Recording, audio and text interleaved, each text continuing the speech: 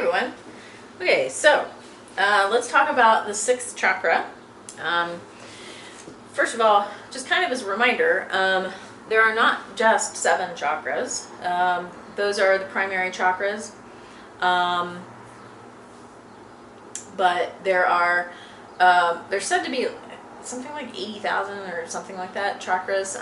There are chakras in the palms of your hands, the roof of your mouth, the soles of your feet, all over your body. But we're just focusing on the main 7.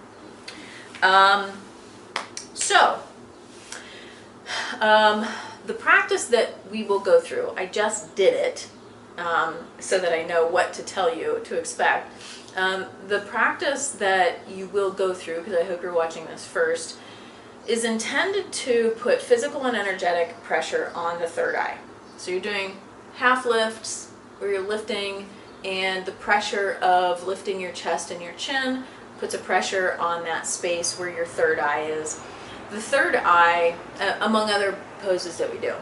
So your intention is to think about what the sensation is, blood flow that's happening, and so forth from a physical standpoint. The spot of the 6th chakra is technically about like an inch back from your forehead. So it's centered in the middle of your, not really the middle of your skull, but it's back there.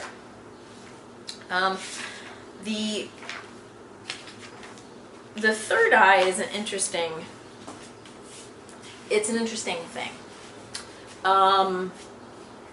So we think of the third eye from all kinds of perspectives. From a physical perspective, I just want to make sure that I'm telling this right. We're looking at, what is it, the pineal gland? There's a specific spot in your brain that this is pituitary gland. Okay. So this is putting a pressure on your pituitary gland. So it's in there. And so from a physical standpoint, an energetic standpoint, this is an area for reason and intellect. This is where wisdom comes from,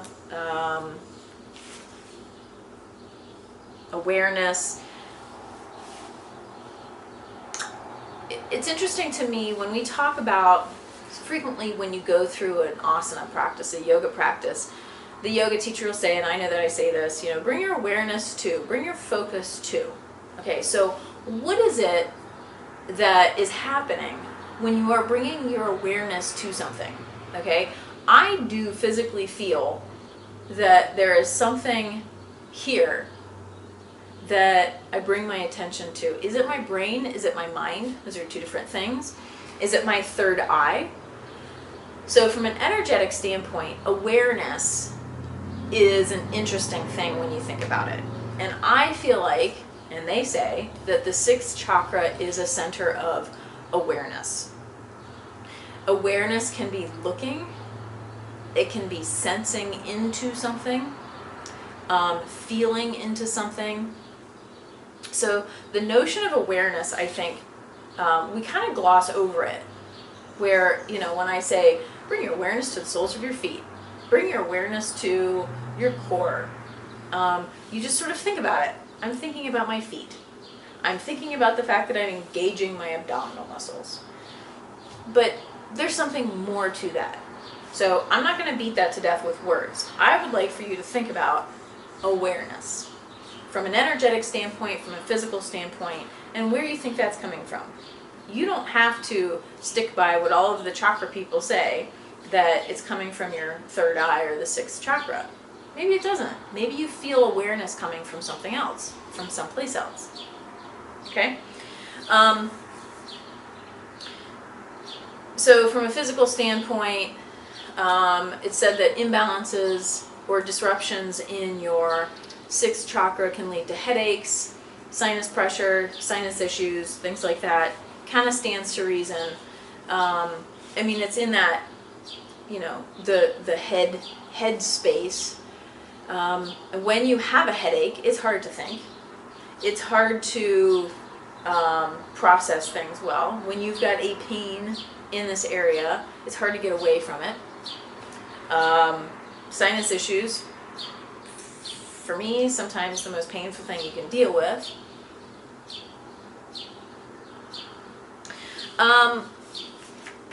And when you've got, just as kind of what I was saying, when you've got like headaches, when you've got physical disruption in this area, it affects concentration.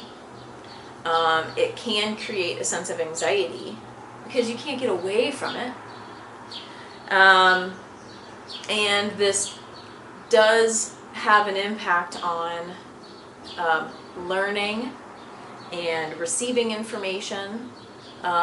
This can also be linked, I'm going to loosely link it to mental disorders, things like that, mental illness.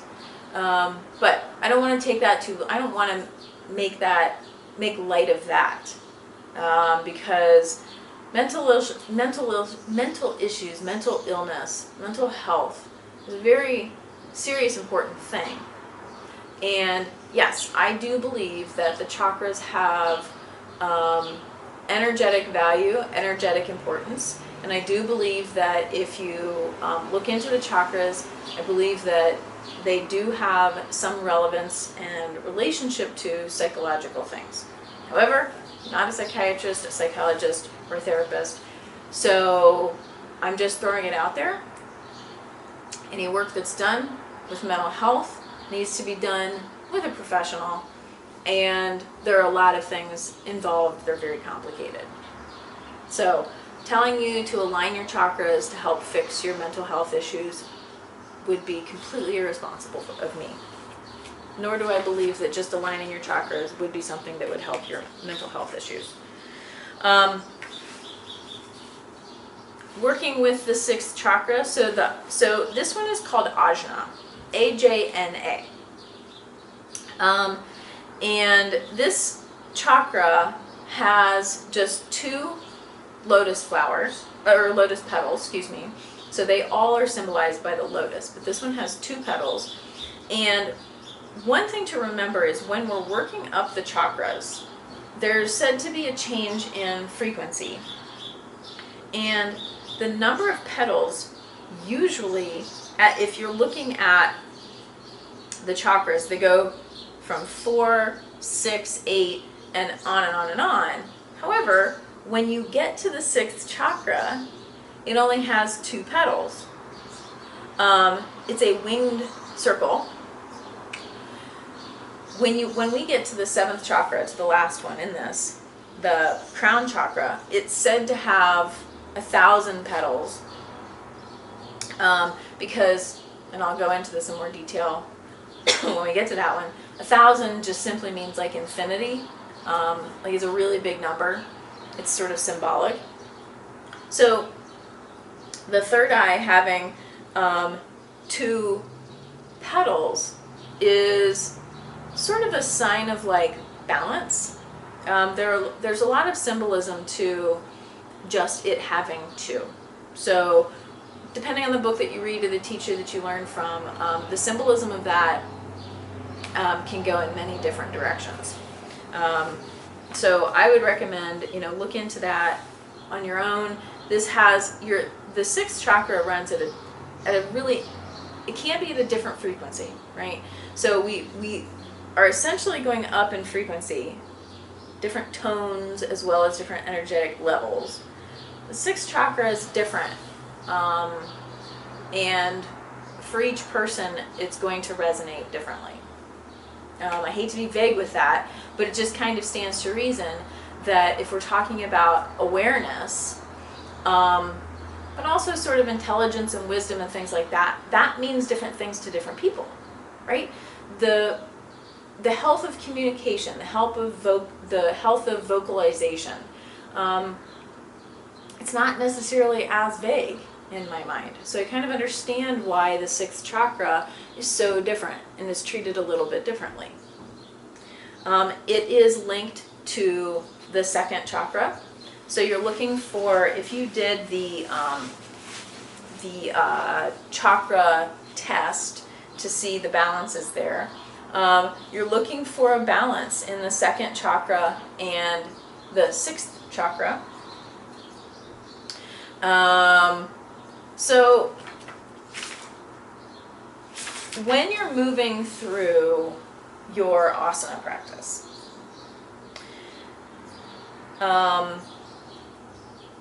see if you can take this less about the physical and think about awareness, intention, and going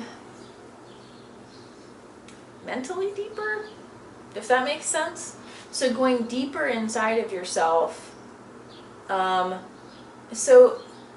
by doing that, you can completely change your practice. By taking the physical away from it, to the extent that you can when you're doing a physical practice, taking the physical away from it, you're not looking to purposely, you're not necessarily trying to strengthen, you're not necessarily trying to stretch. You're moving with your energy, you're moving with awareness, which you always sort of should be, but if you just focus on that, see how it changes your practice. And then there are other aspects to practicing with the intention of focusing on bringing your awareness to your sixth chakra, that you can experience something completely different from what even I'm suggesting, right? So see what that does for you.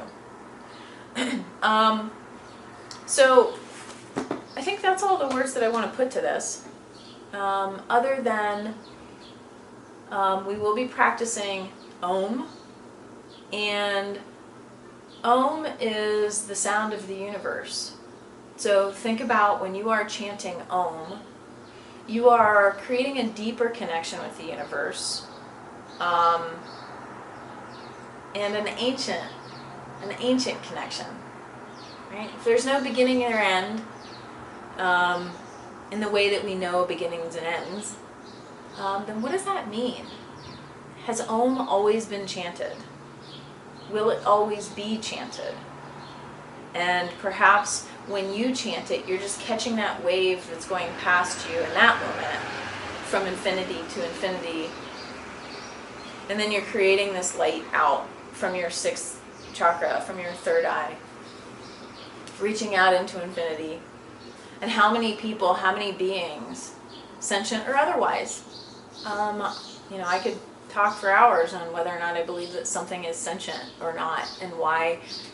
I don't know if I even think that's important. Your third eye wisdom and insight and sight is different than other people's, other beings, and yet, how is it the same?